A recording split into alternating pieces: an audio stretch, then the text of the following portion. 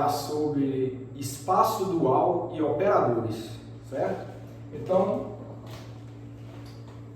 falar sobre cats, que a gente já vem falando, bras, que a gente vai definir hoje, e operadores.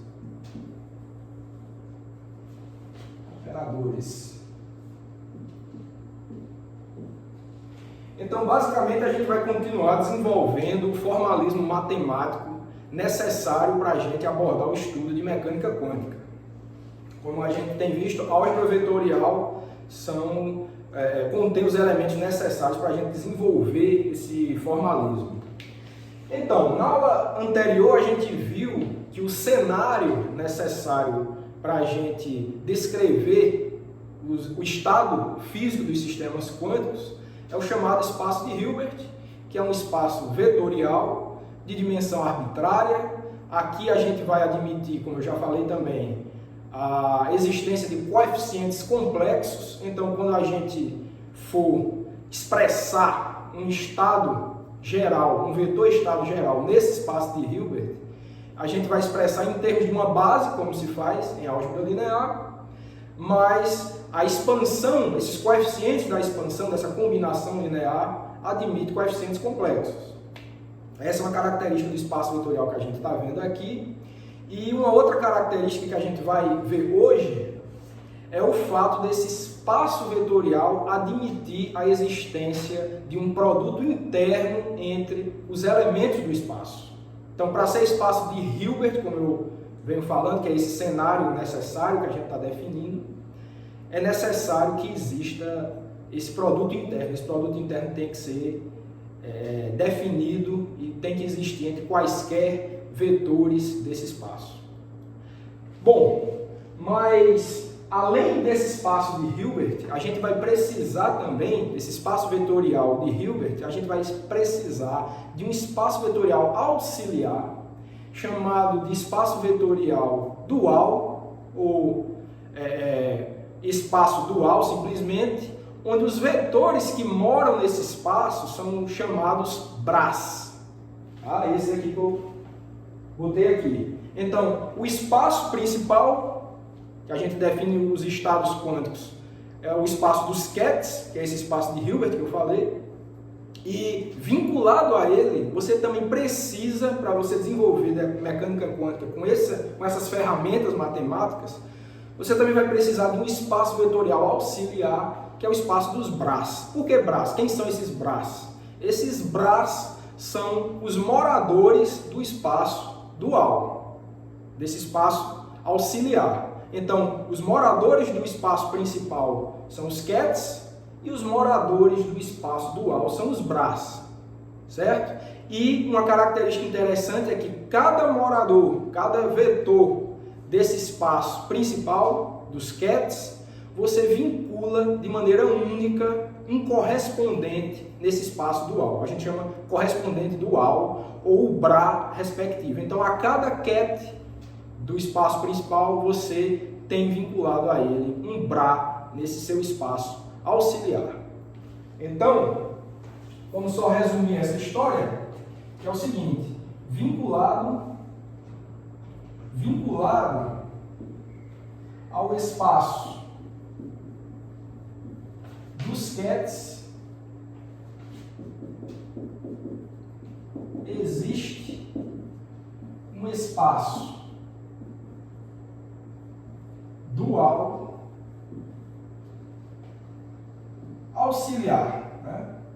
Você pode entender como é um espaço auxiliar, certo? Então, por exemplo, você tem um dado espaço vetorial aqui, certo? Então, você pode chamar esse de espaço dos cats, né? Espaço dos cats. Então, a gente viu também na aula passada que, dado um operador que atue nesse espaço, nos elementos desse espaço, nos vetores desse espaço, os autovetores desse operador podem servir como geradores desse espaço vetorial. Isso a gente vai ver com calma um pouco adiante também. Mas Isso é uma informação importante que eu preciso passar desde já para vocês. Então, os cats, os AutoCats desse operador que atua nesse espaço vetorial, ele gera, é uma base desse espaço vetorial dos cats. Então, lá, se vocês forem na aula passada, era um operador A maiúsculo e os cats eram um A', né? Acho que a última equação da aula passada eu até mostrei para vocês uma expansão de um cat arbitrário em termos dos AutoCats do operador A. Então, se você quiser, você escreve eles aqui, ó. A' era um AutoCat, A duas linhas era outro AutoCat, e você pode ir até uma N, supondo que esse espaço vetorial tenha dimensão N, e de novo lembrando, essa dimensão arbitrária N vai ter que se adequar ao sistema físico que você está estudando. Se for spin, dimensão 2, pode ter dimensão infinita, dimensão 3, pode ser contínuo, depois a gente vai vendo isso com mais calma, mas em princípio essa dimensão é arbitrária, eu estou chamando de N. E vinculado a esse espaço a gente tem o que eu estou falando para vocês, que eu estou apresentando para vocês agora, que é o espaço dos Bras, certo? E tem o espaço dos cats e tem o espaço dos Bras. Para a gente diferenciar a notação deles, tá? Eles vão ficar com a seguinte notação aqui, ó. Então, quando eu apresentei essa notação para vocês aqui, ó, né? Essa reta vertical, né? E essa estrutura aqui é uma estrutura de um cat, que você já conhece. Um Bra é só inverter essa estrutura, essa simbologia, e você já identifica que esse é um Bra respectivo, é um morador desse espaço dos Bras, certo? E de maneira similar aos geradores, aqui você tem os geradores do espaço dos Bras. Então você tem o Bra A', você tem o Bra A duas linhas, e aqui você tem também o Bra AN, tá? E o que eu preciso dizer para vocês, na verdade já disse, é que esse espaço auxiliar você vai precisar dele, e todos os Bras que geram esse espaço, eles têm um correspondente no espaço dos cats e vice-versa. Um corresponde ao outro, é uma correspondência única. Cada cat que mora ou que gere o espaço dos cats vai ter o seu respectivo Bra que gera o espaço dos Bras. Então você tem uma correspondência unívoca aqui, ó. Então cada um desses vai ter o seu correspondente no espaço, certo? Então é essa estrutura que a gente vai precisar. E se esses às vezes são chamados de AutoCats, esses aqui também podem ser chamados de AutoBras, se você quiser. Tá bom? Ok, então definido isso, é importante que a gente entenda,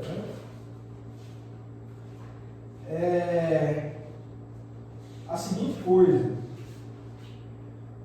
como que a gente faz essa correspondência para vetores arbitrários, tá? Então, o que a gente tem é o seguinte, ó. O que eu estou mostrando para vocês é dado um cat arbitrário, né? Vou botar aqui, temos também, né? Temos também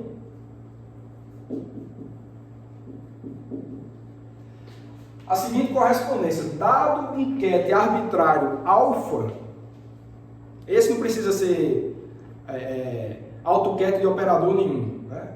Provavelmente vai ser, mas não precisa se preocupar com isso. Então, dado um vetor genérico, morador do espaço dos cats alfa, certo? Qualquer que seja ele vai ter necessariamente um correspondente dual no espaço dos Bras.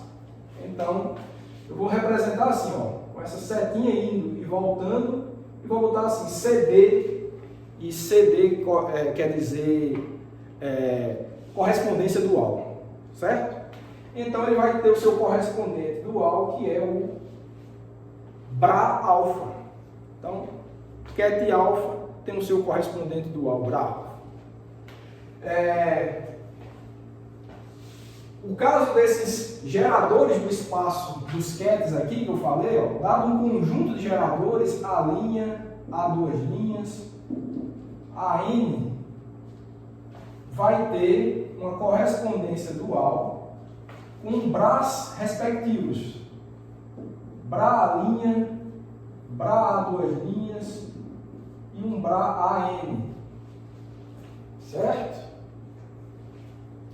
Então essa correspondência existe, tanto para vetores genéricos como para AutoCAD também. A gente viu também que uma soma de elementos, uma soma de vetores desse espaço dos QETs é igual a um outro vetor desse mesmo espaço dos QETs. Então vamos ver como é que fica o correspondente de um vetor soma. Então, ó, dado um vetor soma do vetor alfa mais um QET beta, o correspondente dual vai ser justamente a soma do Bra alfa, a soma do Bra alfa com a soma do Bra beta. Então, essa correspondência também existe. Se alfa corresponde com alfa, beta corresponde com beta, a soma de A do QET alfa com QET beta corresponde à soma do Bra alfa com Bra beta. Tem essa correspondência dual também. Outra coisa que a gente falou, a gente comentou na aula passada, é que você pode multiplicar um número complexo por um vetor morador do espaço dos QETs. Você vai ter um outro vetor que também é morador desse espaço dos QETs. Apesar de, só lembrando, que para a mecânica quântica esse número complexo que você multiplica um vetor estado geral não vai fazer diferença física nenhuma. Tá? Por enquanto vocês só aceitam, depois a gente vê por quê que não vai fazer essa diferença física. Mas o fato é que se você tiver esse número complexo C multiplicando um QET alfa, ele vai ter um correspondente dual que vai ser o Bra alfa multiplicado por quem? Aí que tem que prestar atenção, que tem uma coisa que não é intuitivo, é contra-intuitivo, né? Você esperaria que tivesse o próprio C multiplicando o Bra alfa, mas é importante prestar atenção que o correspondente dual que multiplicar aqui não vai ser o número C, vai ser o complexo conjugado de C. Tá? Então, em complexo conjugado a gente vai representar por esse asterisco aí. Então, prestar atenção, correspondente dual do QET C vezes o QET alfa é igual ao complexo conjugado de C multiplicando o Bra alfa. Esse que é o ponto, certo? E a gente também pode resumir essa coisa toda analisando um vetor que é resultado de uma combinação linear. Vamos botar de combinação linear de dois vetores. Então a gente pode estudar qual é a correspondência dual de um C alfa, um coeficiente C alfa, que é um número complexo, vezes um QET alfa mais C beta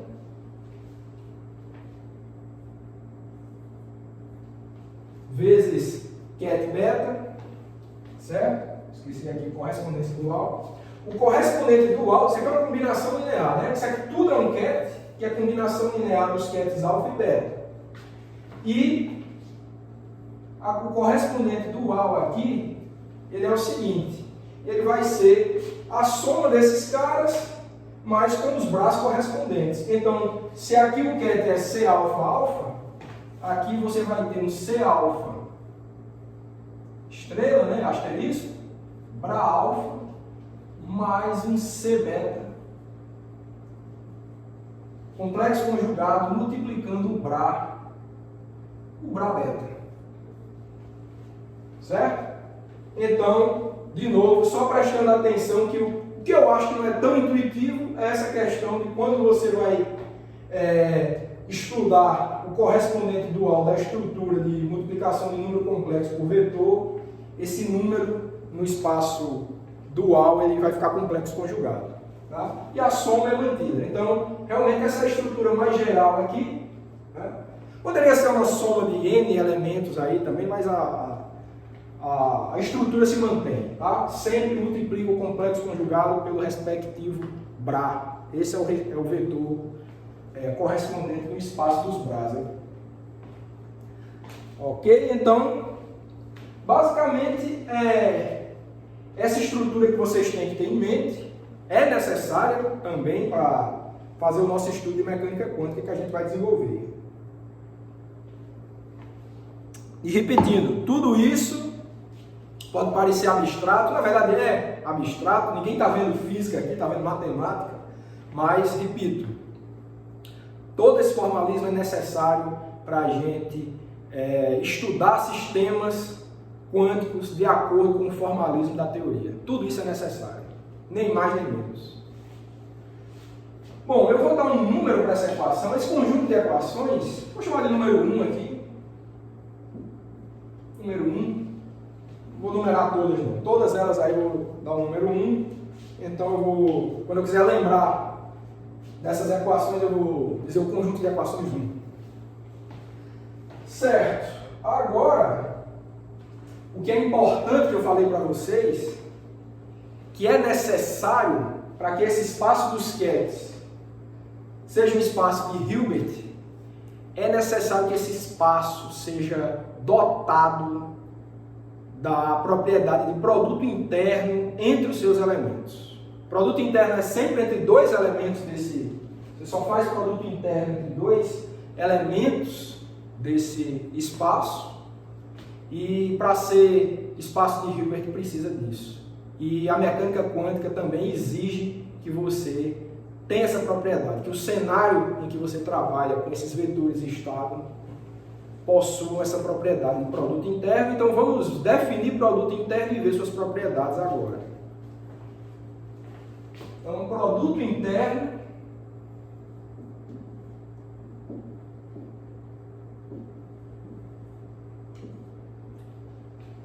que é o seguinte, dados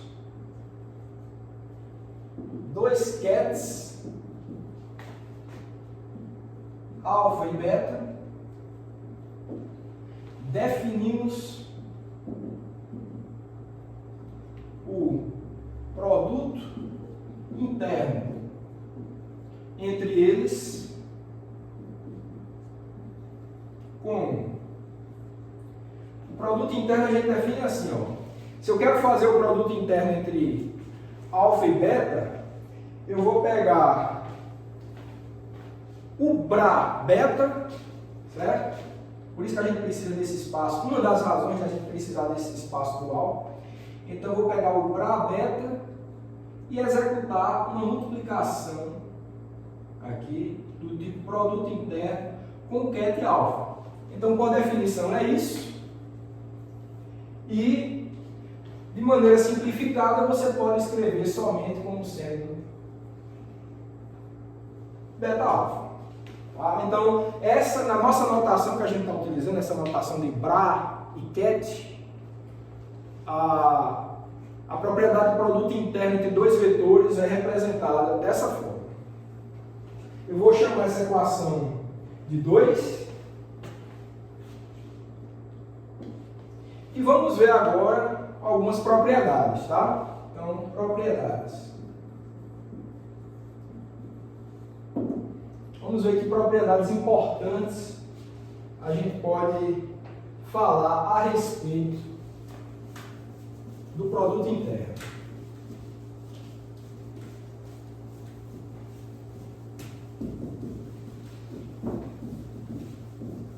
A primeira é a gente analisar a comutatividade desses produtos internos, tá?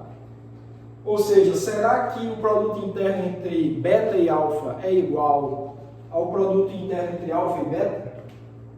Tá? Então, a primeira coisa que a gente tem que... Quando a gente define uma operação, a gente sempre faz isso, né? Será que comuta? Então, a gente vai ver que nesse caso essa propriedade, o produto interno, ele não comuta, certo?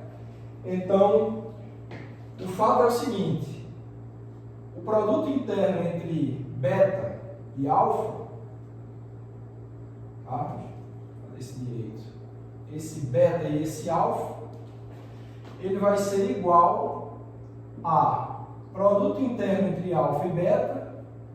Se fosse só isso, comutaria, né? Mas não comuta pela seguinte razão, porque você tem complexo conjugado ali. Então, o produto interno entre beta e alfa é igual ao complexo conjugado entre o produto interno entre alfa e beta. Tá? E vou dizer que essa aqui é a equação 3. E uma coisa que precisa ser dita, acho que vocês já sabem, né?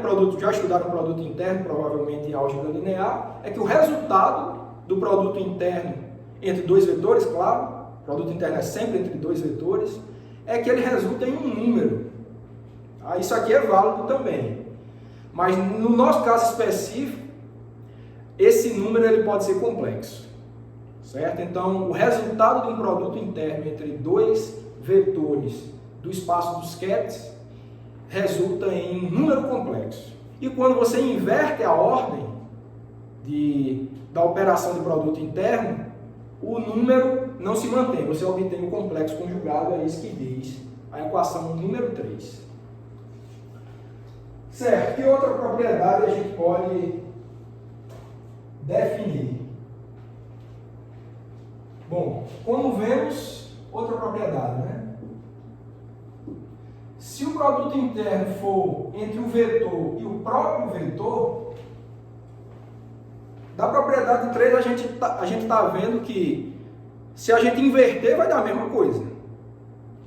E se dá a mesma coisa e você exige que seja complexo conjugado, então que número tem um complexo conjugado igual a ele próprio? É um número real. Certo? Então, como vemos, né? O produto interno entre um vetor e ele próprio é real.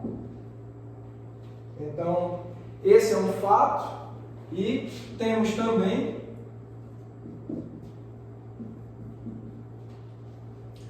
que uma outra exigência é que o produto interno de um vetor por ele mesmo seja maior ou igual a zero. Eu vou chamar isso aqui de equação número 4. Então, um produto é um número real e não negativo, né? Pode ser zero e pode ser positivo. Então, é um número real não negativo. E especificamente o caso em que esse produto interno dá igual a zero, ou seja, o caso dessa igualdade aqui, só se aplica esse caso se você tiver o ket alfa igual ao ket nulo. Se esse ket alfa não for o ket nulo, então você tem um produto interno positivo, número real positivo, necessariamente. Então, lembrando, o caso da igualdade igual a zero é só se você tiver, para essa equação 4, só se você tiver o ket alfa igual a zero. Certo? Ótimo, então vamos seguir aqui, vendo mais alguma coisa sobre produto interno.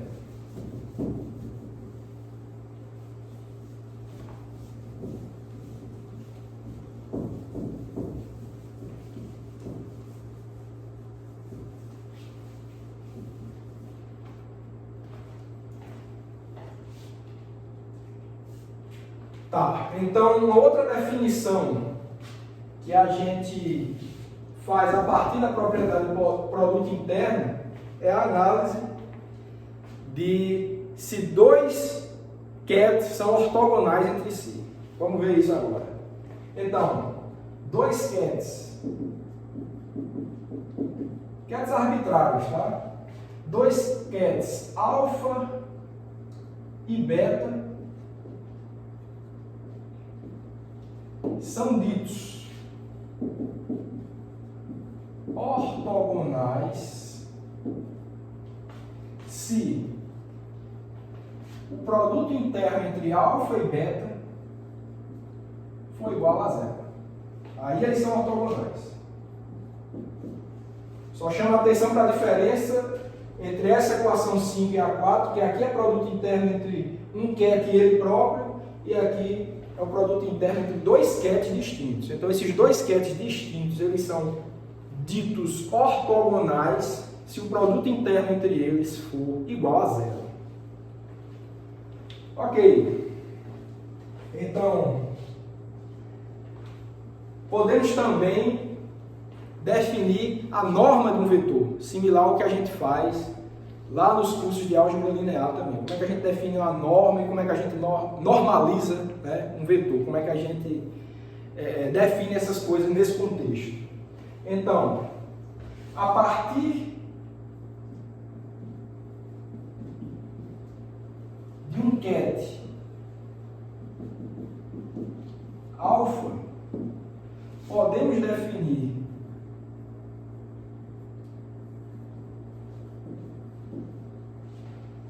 o vetor normalizado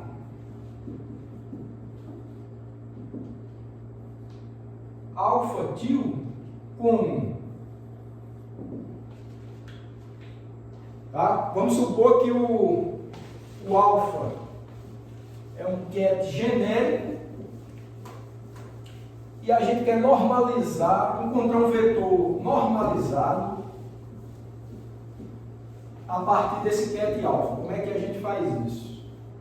Então, a definição é o seguinte: esse vetor alfa til, ele é igual a 1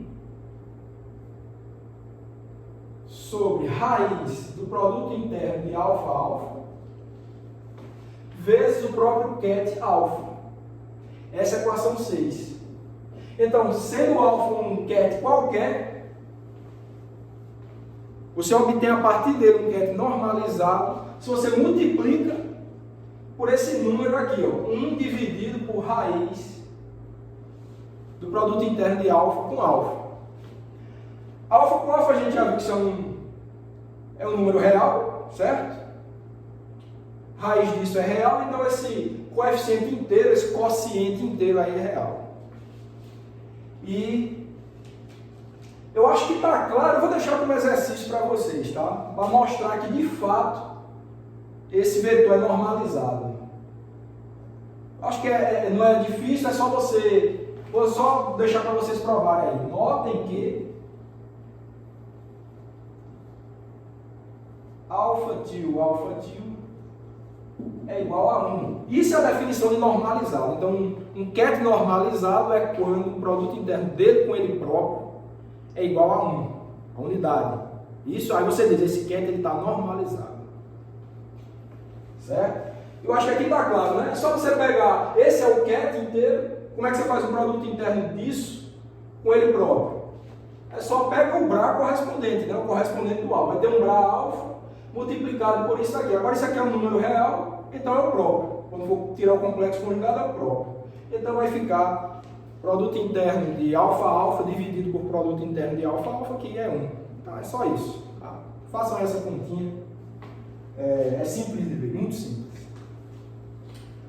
Ok, então essa é a definição de normalizado. E a partir disso também a gente define o que é norma. Então, define-se a norma de alfa como simplesmente a raiz do produto interno entre alfa e alfa. Certo? Essa é a chamada norma do vetor alfa, a raiz do produto interno do vetor por ele mesmo. Ok, que outras definições podemos ter?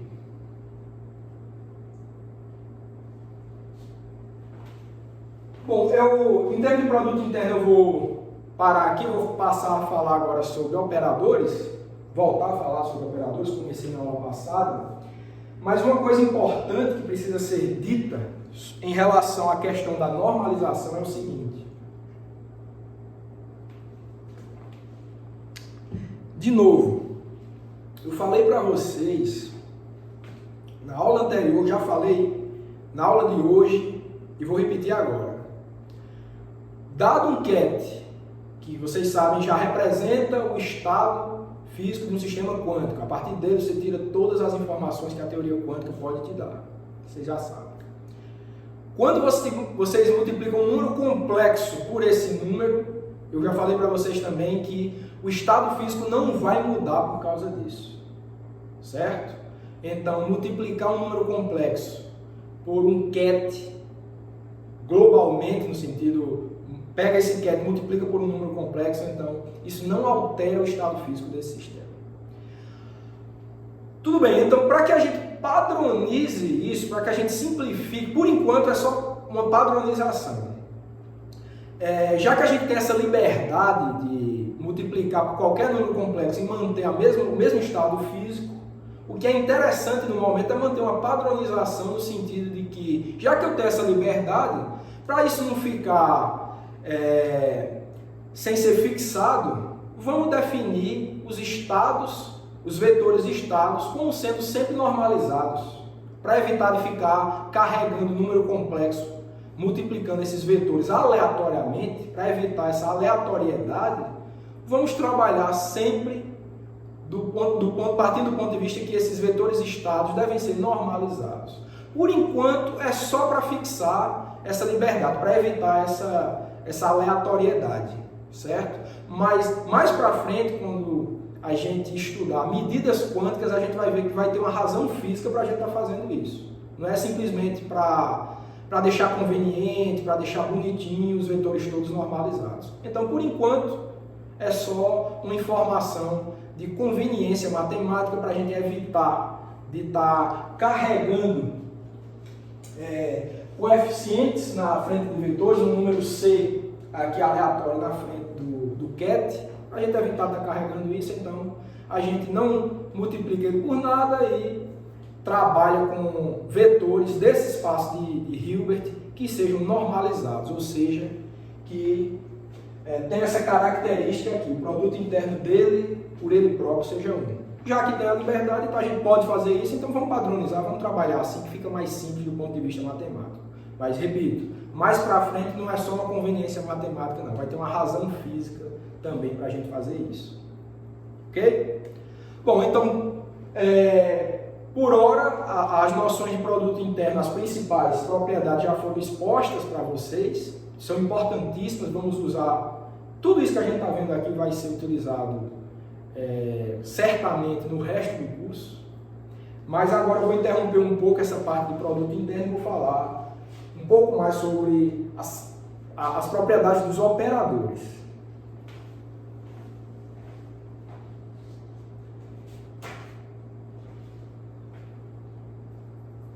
Ok, então, operadores.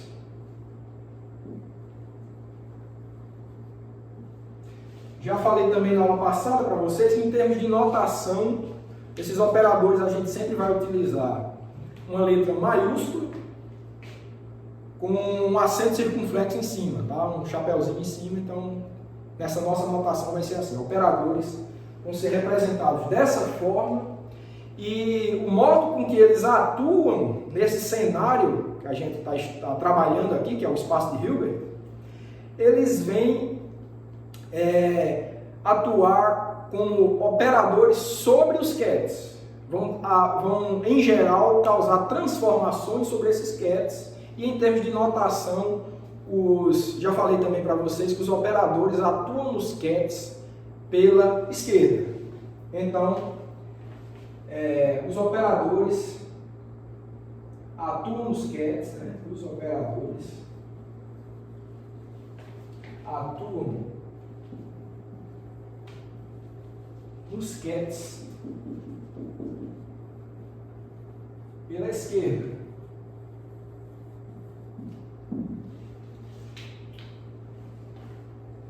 Então vamos lá.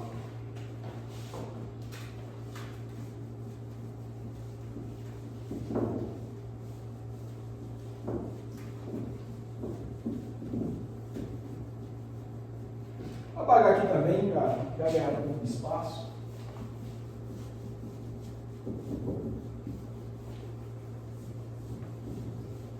Vamos ver que propriedades têm esses operadores.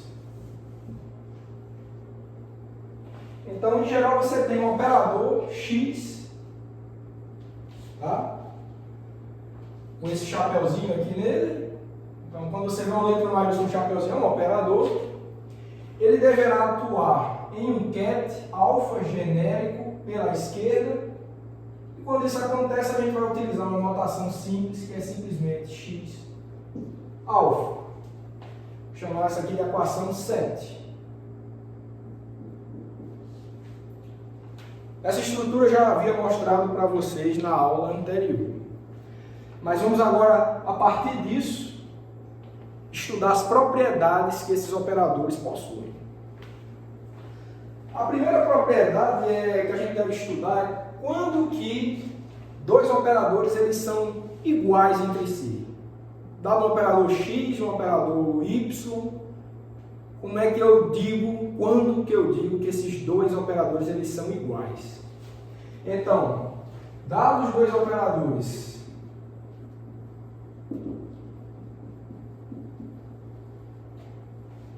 x e y,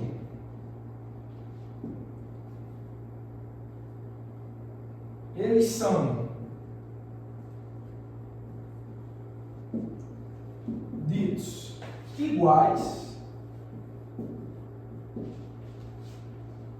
ou seja, x igual a y, quando se x atuando em alfa for sempre igual a y atuando em alfa, equação 8. Só isso.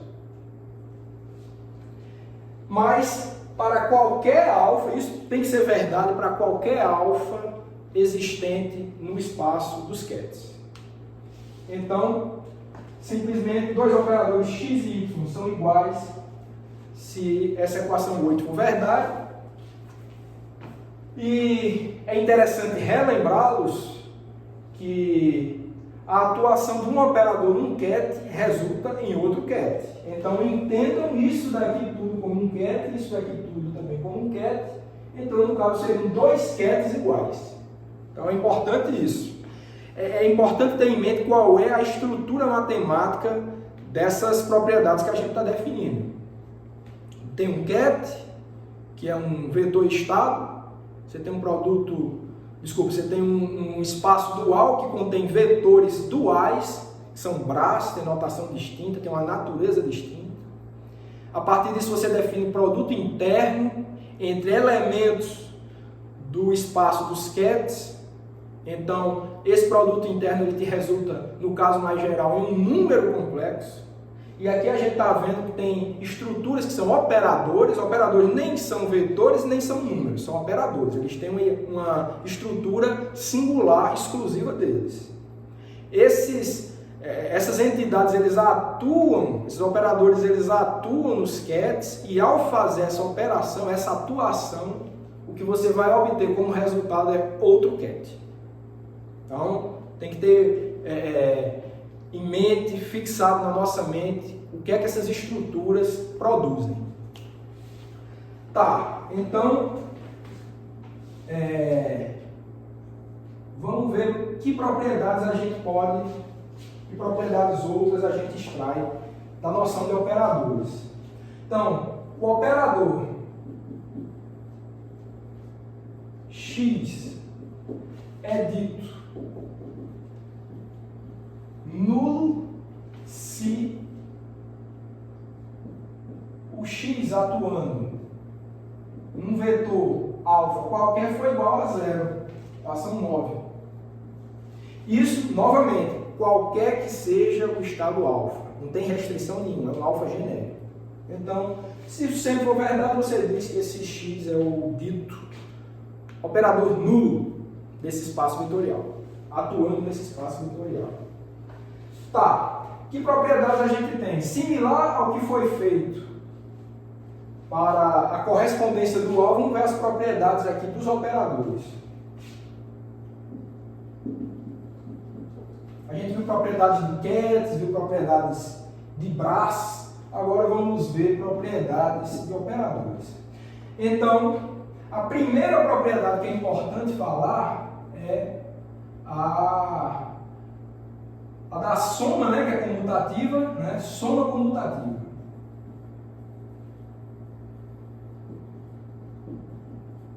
O que quer dizer soma comutativa? Então, similar ao caso de cats, tanto faz se somar um cat alfa com um beta, um cat beta, e o inverso é a mesma coisa, operadores também obedecem isso. Então, dados dois operadores quaisquer x e y, quando você os soma, dá igual a y mais x. Então, isso daí também é uma coisa respeitada nos operadores, a comutatividade da soma. Certo? Outra propriedade é a associatividade, uma propriedade associativa.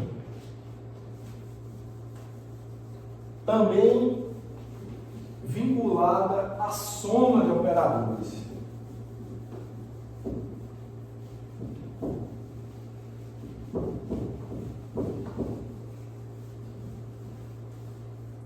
Então, a outra propriedade é associativa.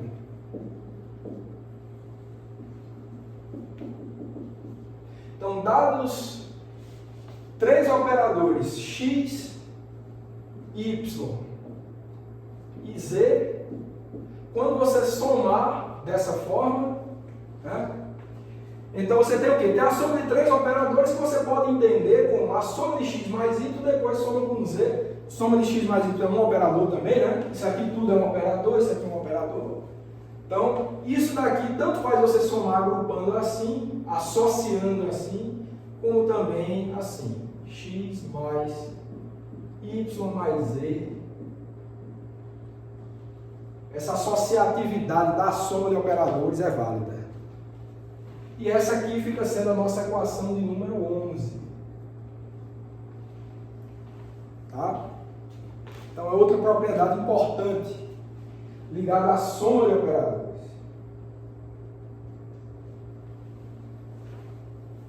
E uma outra terceira propriedade também muito importante é a chamada linearidade. Tem muito a ver com o nome álgebra linear. Eu acho que essa é uma equação que resgata a razão pela qual a gente chama álgebra linear. Estamos desenvolvendo a álgebra linear. Essa é uma das principais razões aqui. O fato de quando você atuar um operador x num ket, que é uma combinação linear entre um C alfa, né? Combinação linear de um ket alfa mais um ket beta, um coeficiente C beta, ket beta, tá? A propriedade de linearidade nos diz que isso é simplesmente igual a C alfa, x atuando no ket alfa, mais C beta, x atuando no ket beta. É a equação 12. Tá? Então, linearidade é isso. Você atuar um operador num ket, que é combinação linear de alguns kets, nesse caso são dois, é o mesmo que você atuar individualmente esse operador em cada elemento dessa combinação linear. Isso se chama linearidade. Tá? Importante também essa propriedade. Certo. Outra coisa importante também é que a gente precisa saber como é que os operadores eles atuam nos braços também. Será que é só os kets que recebem a atuação dos operadores? Não, os braços também. Vamos ver como.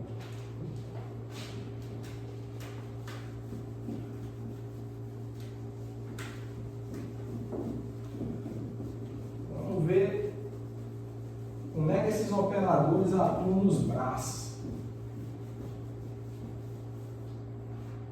Então, os operadores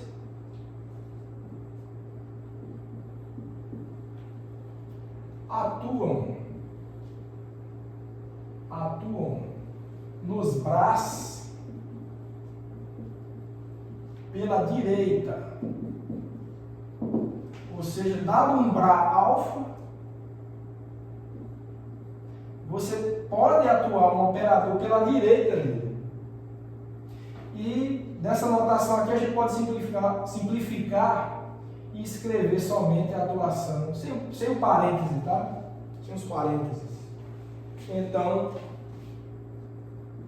equação número 3. Então, é possível também você atuar um operador pela direita em um Bra, vai te dar como resultado outro Bra. Então, isso daqui entenda também como sendo um outro Bra.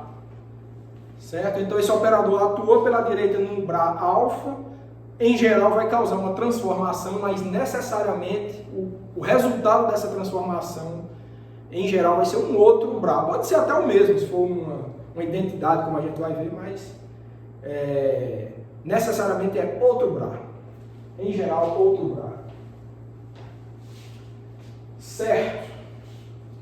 E já que a gente está entendendo essa estrutura de que um operador atuando em cat gera um cat, um operador atuando num Bra gera um Bra.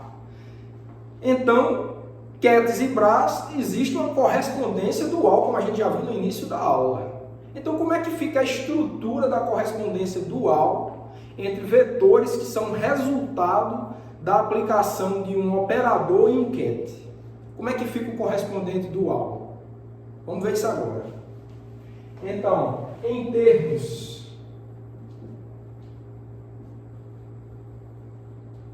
de correspondência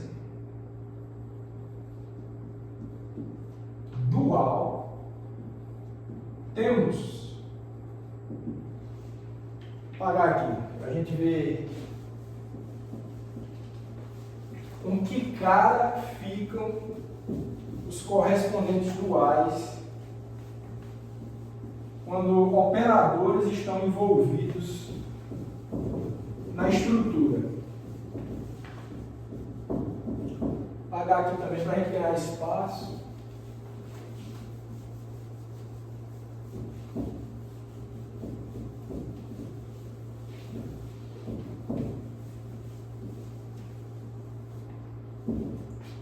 Então, o que a gente tem é o seguinte, a gente vai ter que, dado um cat, que é resultado da aplicação do operador x num cat alfa, o correspondente dual, lógico, vocês já sabem disso, vai ser um Bra. Agora, qual é a cara desse Bra? Qual é a estrutura desse Bra?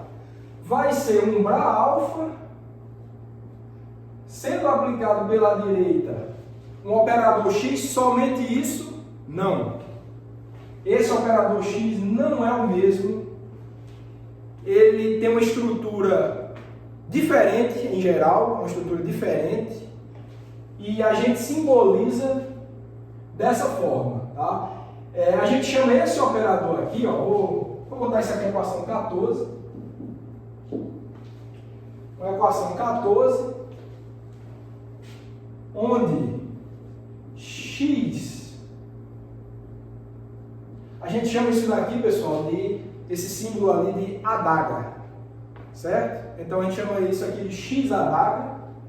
Adaga é um punhal, né? É um punhalzinho invertido para baixo, uma estrutura de punhal, uma adaga invertida aqui,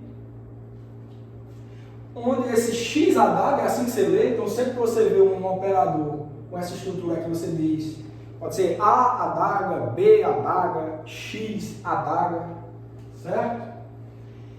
E onde esse X adaga é chamado de adjunto de X. Tá? É o chamado operador adjunto do operador X. Não é o próprio X. Em geral, não é o próprio X. Tem casos que vai ser, que são casos inclusive importantes, vou até comentar mais adiante. Mas em geral, X e x a W são diferentes. Então, assim como quando você tem um número, quando vinha para cá o número ficava complexo, quando você atua um operador, no espaço dual esse operador pode mudar de estrutura, vira o operador adjunto. Certo? A gente vai ver essas propriedades dele também. Ok. Então, o que mais que tem para a gente falar?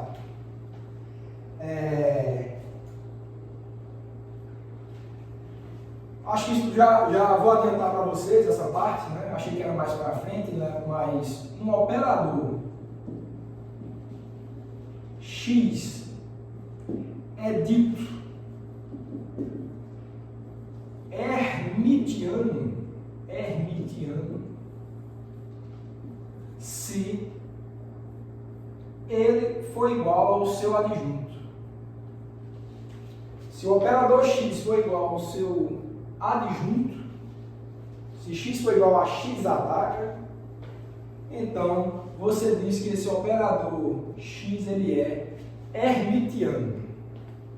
Para que essa definição? Porque esses operadores eles fazem um papel fundamental na teoria quântica. A gente vai ver. Um dos postulados da teoria quântica são definidos com base em operadores hermitianos, que é com eles que a gente vincula os observáveis. Já falei de observáveis na aula passada. Falei para vocês que operadores eram importantes para representar observáveis em mecânica quântica, como spin, como energia, como posição, por exemplo, coisas que a gente observa no laboratório. Precisa de um operador para representar esses observáveis, mas esses operadores não são operadores quaisquer. Eles precisam satisfazer a propriedade de hermiticidade, de serem hermitianos. Tá? Então é importante essa definição aqui. Tá? Então a gente continua construindo a matemática necessária. Tudo que a gente está fazendo hoje é continuando a construção da matemática necessária para desenvolver mecânica quântica. Vamos ver o que vem em seguida. Vamos ver agora as propriedades de operadores, né? Propriedades. Por causa da multiplicação, a gente já estudou as propriedades vinculadas à soma de operadores, vamos ver a multiplicação de operadores.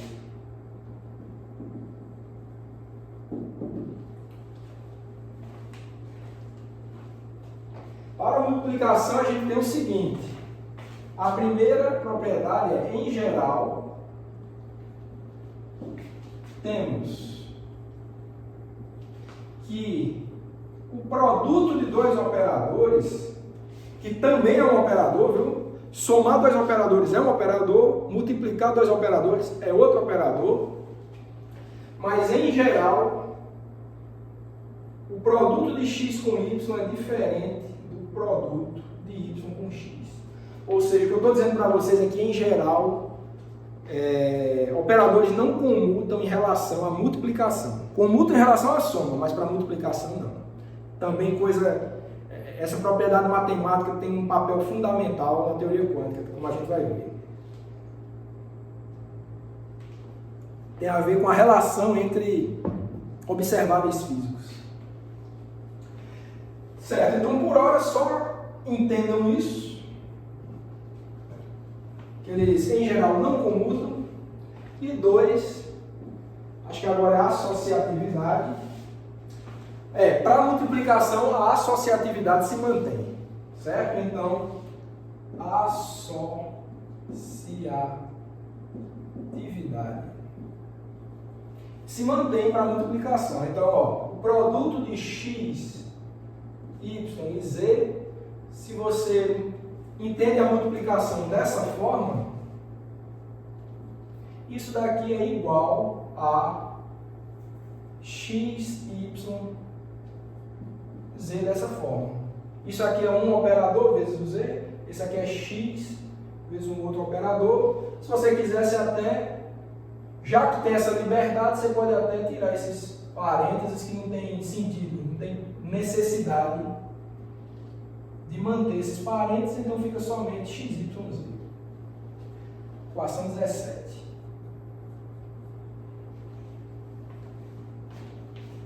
Ok, então essas propriedades são todas importantes.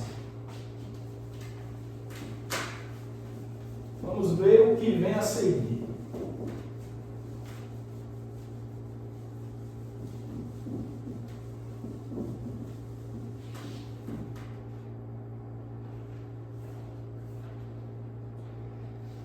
Vamos ver como fica a propriedade de associatividade quando a gente envolve quetes também na construção.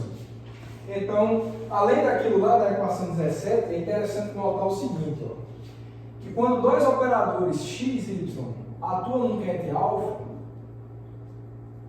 certo? Você pode entender essa estrutura tanto assim, como sendo o operador x atuando no ket, que é resultado da operação de y em alfa. Isso daqui você pode, através da associatividade, também entender como sendo a atuação do operador, que é produto de x com y atuando em alfa. Que já que você tem essa liberdade também, você pode dizer, você pode tirar esses parênteses, você não precisa mais deles. Tá? Se isso é igual a isso, para que parênteses? Não tem necessidade. Então fica só com essa estrutura. E essa daqui eu vou chamar de equação 18. E a gente também tem uma estrutura similar para os brás, tá certo? A gente tem isso e para os brás a gente também tem uma coisa parecida. Então, dado um brá beta, em que você vem atuando pela direita um x e um y, operadores x e y, então você pode entender como sendo a atuação do operador y no brá resultando da atuação de x no brá beta, como sendo também a atuação do produto XY no brá beta. Já que você tem essa liberdade, de novo, você não precisa dos parênteses. Então, XY.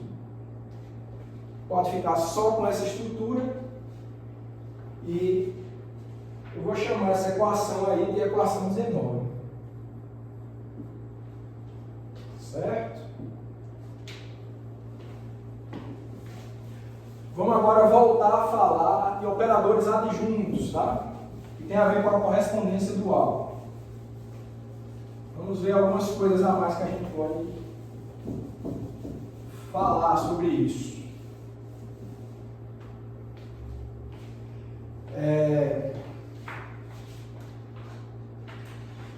A gente tem o seguinte. Note que o produto de x e y, isso é um operador, como eu já falei para vocês, o produto x e y é um operador. Então, todo operador, você pode estudar quem é o adjunto dele. Então, quem seria o adjunto desse operador dado pelo produto de x com y? O resultado disso daqui é dado pelo produto do adjunto de y vezes o adjunto de x. À primeira vista, não é esperado isso. Você esperaria manter a ordem x adaga, y adaga, mas é fácil mostrar que isso aqui é verdade. Certo? Então eu vou chamar isso aqui de equação 20 e dizer o seguinte: de fato, como é que a gente mostra isso de maneira bem fácil? A gente tem o seguinte, ó, xy alfa, né? Isso daqui, como a gente já sabe, é igual a x atuando em y alfa. Para que eu estou fazendo isso? Só chamando a atenção que isso daqui tudo, dentro do parênteses, é um ket. Então, a gente já sabe qual é a estrutura de um operador, do correspondente dual de um operador atuando no ket. Então, quem é o correspondente dual? O correspondente dual vai ser o brá vinculado a esse ket dentro do parênteses, o ket inteiro, tá? Esse produtinho aqui, que vai ser Bra alfa, Y adaga, certo? Então esse é só o Bra correspondente a esse aqui. E temos um operador que aqui está atuando pela esquerda. O correspondente dual dessa estrutura vai ser o adjunto dele atuando pela direita. E o que é isso? Isso aí é simplesmente, como eu já mostrei por essa estrutura daqui, você não precisa dos parênteses. Então, você pode ficar simplesmente com Bra alfa, Y adaga, X adaga. Ok, então, ó, isso é igual a isso, o correspondente dual é isso, que é igual a isso, então o correspondente dual desse primeiro aqui é esse último. Certo? Logo, a gente deduz exatamente o que está aqui na equação 20. Se o correspondente disso aqui é um operador, ó, XY, quando eu tirar o correspondente dual, vai ser o Bra desse ket vezes o adjunto desse aqui. Mas como que ficou a cara do adjunto de x e y? Olha, pelo nosso desenvolvimento aqui ficou y adaga vezes x adaga. Então, está provado aqui, está mostrado por que a equação 20 é verdade. Vou chamar essa daqui de equação 21. Bem simples, né? À primeira vista você não espera, né? Mas agora vocês veem que isso é verdade. Então vamos seguir aqui.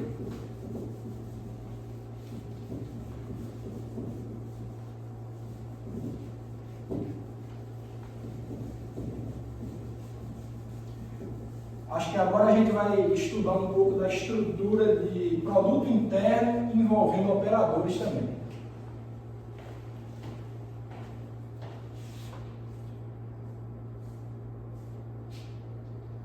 Aliás, antes disso, definir um outro tipo de produto, além do interno, entre vetores. Entre vetores. Então podemos também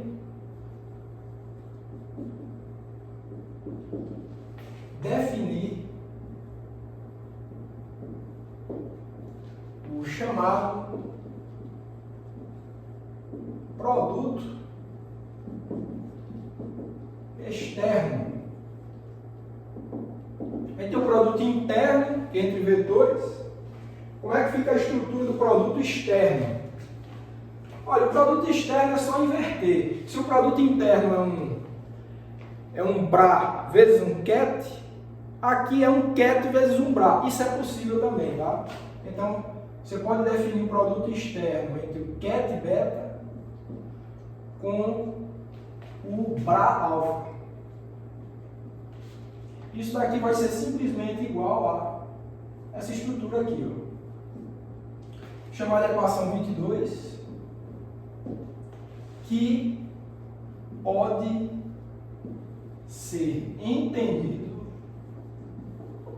como um operador. Olha a diferença do produto interno do produto externo.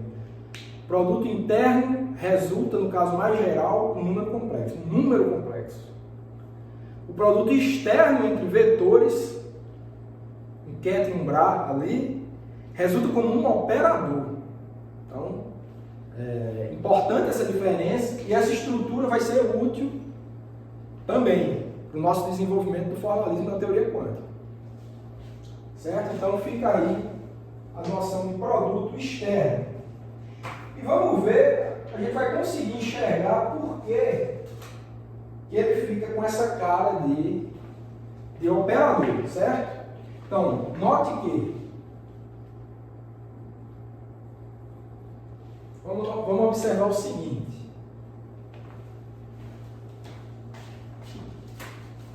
Se é um operador, eu posso atuar em um ket, por exemplo, né? Posso atuar em um Bra também. Então vamos ver como é que a gente atua essa estrutura de produto externo em um ket, já que é um operador.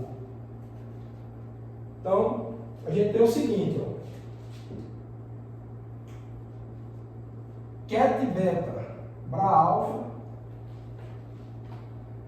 você pode atuar aqui multiplicando em um ket gama. Certo? O que é que vai dar nisso? É válido também, pessoal, a associatividade aqui, ó. Botei os parênteses aqui, ó. Isso tem uma cara de o quê? Se eu disse que isso aqui é operador, então isso aqui é um operador atuando num ket. E isso daqui também pode ser entendido como sendo o ket beta. Vou manter a ordem, viu? Alfa, gama. Só que agora eu quero botar meu parênteses aqui. Ó, mantive a estrutura. Ket beta, Bra alfa, ket gama. Mesma coisa aqui embaixo. Mas isso daqui, vocês sabem, isso aqui é um número, né? Isso aqui é um número. Pode até botar aqui se quiser.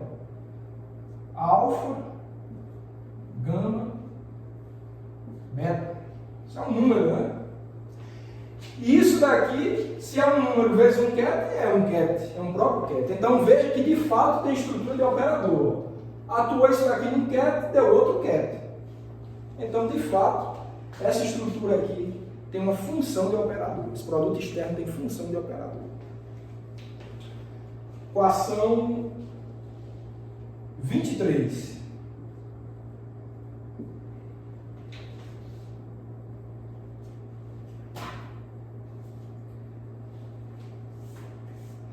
E note que, só mostrando, eu falei que operadores em geral causam uma transformação nos kets.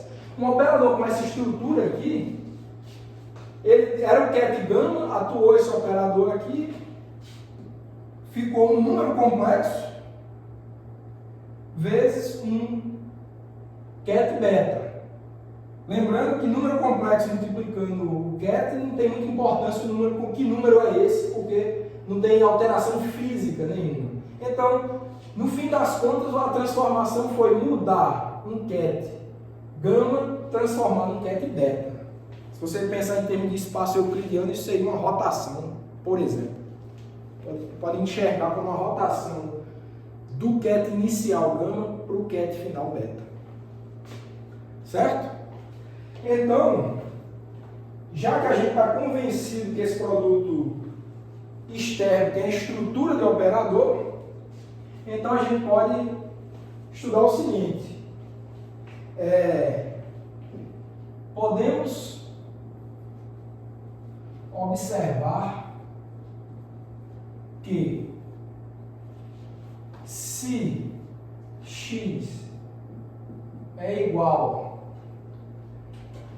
se um operador x é igual ao produto externo beta alfa, então o dual x adaga vai ser igual ao inverso, beta alfa, né? Beta alfa. Então o x adaga vai ser igual a produto externo de alfa com beta. O operador dado com essa estrutura de produto externo tem o seu adjunto dado pela inversão aqui, ket alfa Bra beta. Vamos ver como é que a gente observa isso.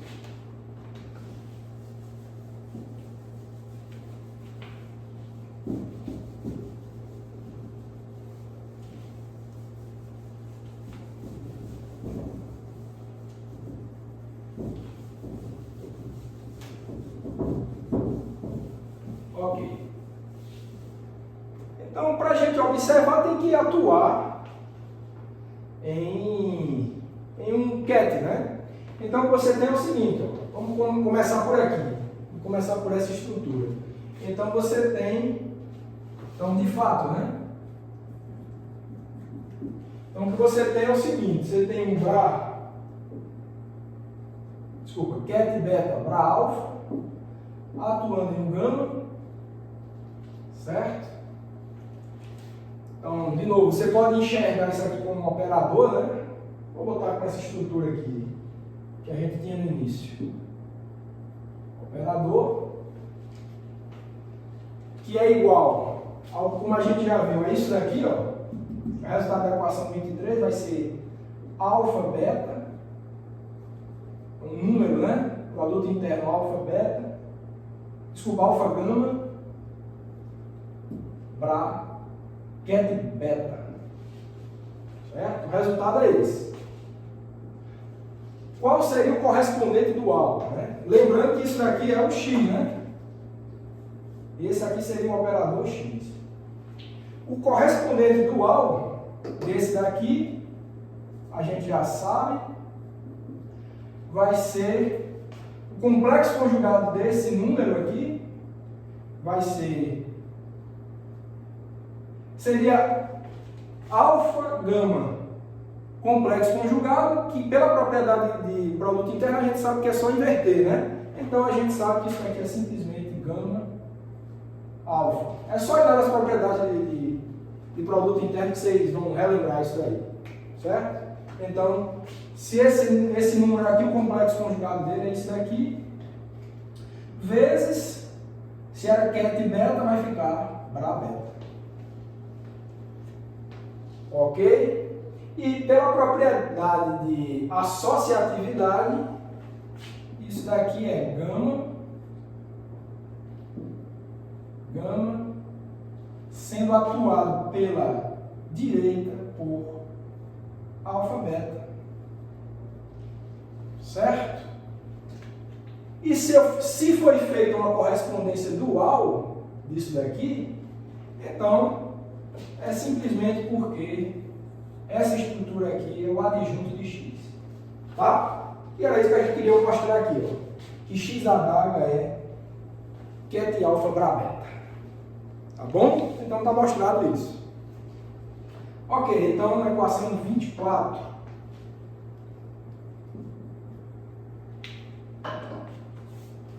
Vamos seguir aqui, vamos ver o que mais que a gente precisa falar sobre essa estrutura aí de operadores atuando em quetes e bras.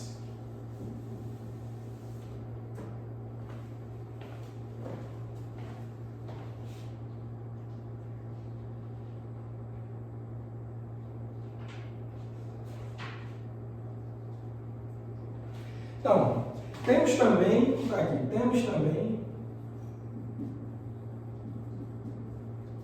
a seguinte construção. Olha, vamos estudar agora como é que fica a construção de produto interno, obviamente envolve bras e quetes, mas com quetes ou bras sendo resultado da atuação de operadores. Como é que fica isso? Então, por exemplo, você tem alfa, x, beta, você pode entender isso daqui dessa forma, por exemplo. Isso é um produto interno, você entende que isso daqui é um ket, né? Isso dentro dos parênteses é um ket. Então, isso é um produto interno de alfa com esse ket. Isso também pode ser entendido como sendo alfa, x, beta. Ou seja, produto interno desse ket aqui dentro dos parênteses com o ket beta. Já que você tem essa associatividade ali também, nesse produto interno, então você não precisa dos parênteses. Então você pode escrever isso daqui simplesmente como sendo alfa, x, beta. Não precisa você colocar parênteses nessa estrutura. Você entende bem por conta da associatividade. Então, essa fica sendo a nossa equação 25. E vamos ver o que vem a seguir.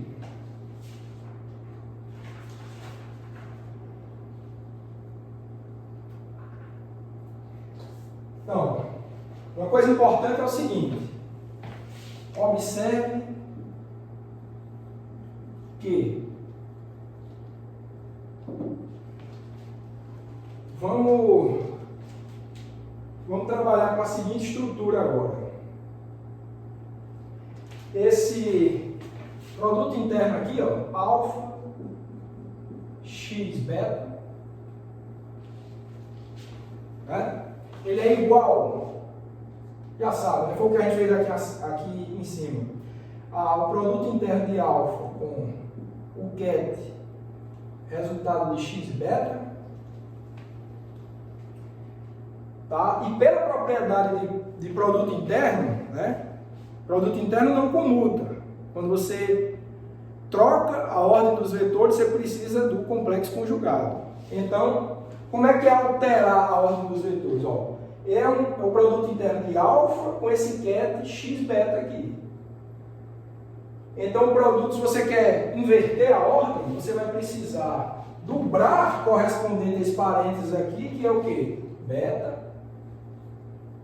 X adjunto, tá? Esse é o BRA correspondente a esse parênteses aqui. E o ket correspondente ao BRA alfa é o ket alfa. Certo? Mas, se você inverte, é aquela propriedade lá de complexo conjugado, né? Envolvendo complexo conjugado. Se você inverteu, você precisa do complexo conjugado aqui. É só voltar lá na aula para você relembrar.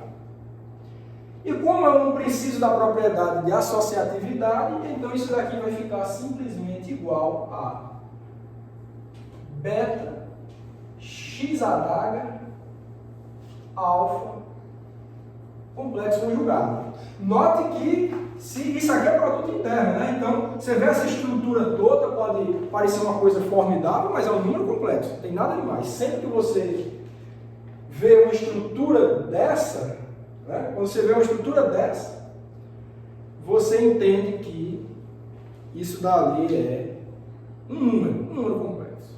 Nada de formidável. Então, essa daqui fica sendo a equação 26.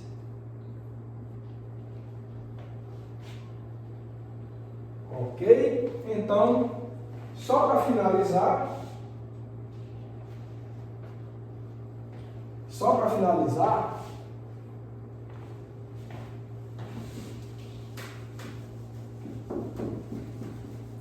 é só chamar a atenção para o caso em que o x, o operador x, for um operador hermitiano. Tá?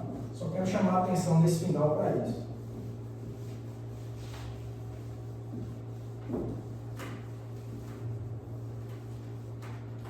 Então, no caso em que x é hermitiano, temos... Se x for hermitiano, vocês lembram, né? X é igual a x adaga. É igual ao seu adjunto. Então, da equação 23, você tem simplesmente que alfa x beta é igual a beta x alfa. Equação 27. Então, a equação 27 é exclusiva para o caso em que x é um operador hermitiano. Certo? Então,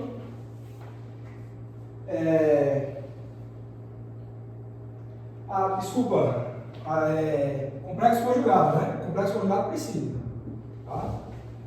Só some a adaga, certo? Mas o complexo conjugado você precisa. Tá? Inverteu, não tem jeito. Inverteu a ordem do produto interno, você precisa do complexo conjugado. Isso aí se mantém. O que mudou da equação 27 para a equação 26 é o fato de x ser um operador hermitiano. Você não precisa falar essa adaga aqui, porque x é igual a x adaga, mas o complexo conjugado se mantém. Então, essa é a estrutura verdadeira para um produto interno envolvendo o operador x, se esse operador x for um operador hermitiano, certo? Bom, pessoal, por hoje eu acho que está suficiente, bastantes definições matemáticas acerca do formalismo da mecânica quântica. Na próxima aula, a gente vai continuar fazendo desenvolvimento, ok? Então, aguardo vocês na próxima aula.